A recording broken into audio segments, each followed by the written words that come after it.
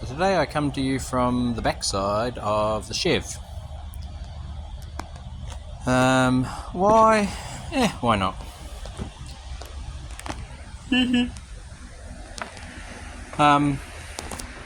Because just after beach up, or maybe just before beach up, I took possession of my new door stuff. We're going from the one window conversion back to quarter glass and door glass. I've also got some new door channels and some new door handles because I keep stripping out the inside teeth on these aluminium ones. I also have some new door bottoms which I've had for a number of years. We have the felts to go along the bottom of the windows, and I think in actual fact the only thing that I might be missing is the actual felt that runs through there, because I don't think I can run this felt because those windows have a channel in them, which I'm going to have to check. I thought I had those somewhere, but maybe I don't. Primary reason being, and I'm not happy with it, when you do a one window conversion like I did when I first got this, nobody sells a channel kit, and all they tell you to do is get 2 sets of these factory channels, cut them and stick them in there, and they simply aren't wide enough without, basically it doesn't work. And I'm sick of the water running down in here, and hence why I've never actually got around to finishing my doors, putting on my door bottoms, etc, etc. Never got around to aligning them properly. This door actually has a big dollop in the top of it. I don't know what the hell's going on there. Yeah, aligning. The other door is actually worse. If I jump in here quickly and look out, somewhere there. Oh look, there it is. You can actually see out. The door is that unaligned, and it goes pretty much the whole way across. Anywho,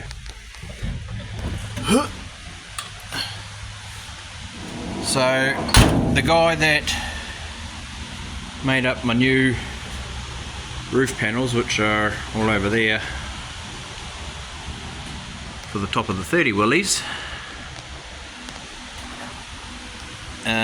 is going to do my new door bottoms, make me up some new ones. Even though we've got those, we're going to use the inner skins because my inner skins are pretty rotten.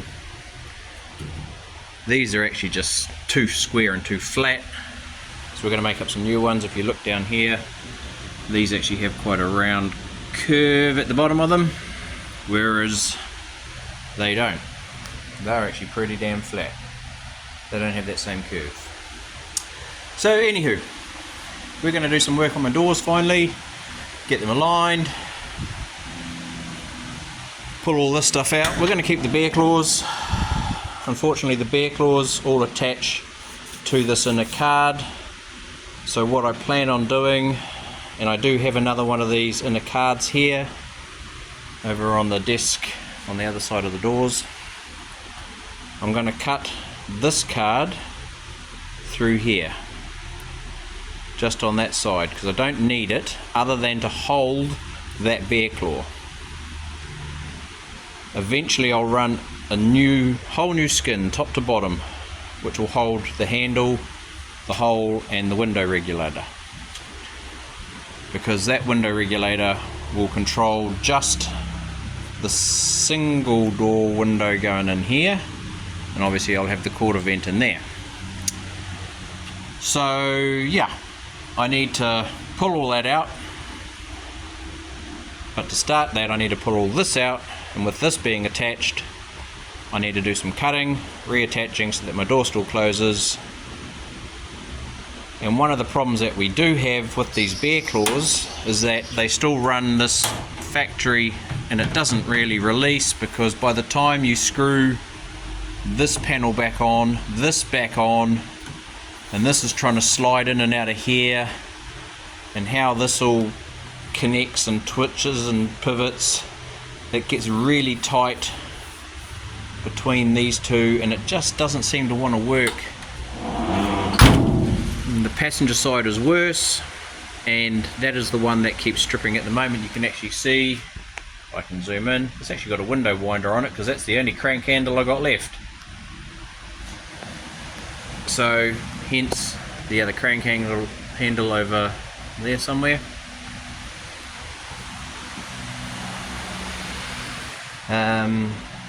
So like I said, I do have 2 new skins in case I stuff up those skins for there, and I did go out and find my original door locks and mechanisms in case I have to revert back to those, because it just doesn't work. But we'll see what happens. I prefer to keep the bear claws, because they are nicer. Let's see if we can get this to work here.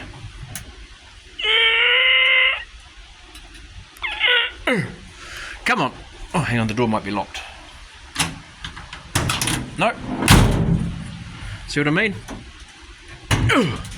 It is so tight. Sometimes it just doesn't want to release. It's something to do with the tension between here and there, and once you free it, it's good. So I'm hoping by cutting out that section between there and there, and just effectively only having that last little bit, I'm also going to be able to see what's going on and figure out where that tension's building and fix it while I'm in there. So yes, we've got a whole heap of parts. We're going to start getting into that over the next month or so, and then hopefully before September it can all go off, get the doors aligned, get the door bottoms on. I go away for a month in September, and then I can look at painting the doors when I come back. At least the cab will all be green up to there, and then we're only going to worry about the well side finally. Yeah, another day. Anyway, just thought I'd do an update on the Snot Goblin, because it hasn't had any love for a little while. So yeah, I've still got it, still there, ticking away in the background. It just goes, start it up, drive it. It did die at Beach Shop with that alternator problem, but yep. Yeah, the shit box is still going.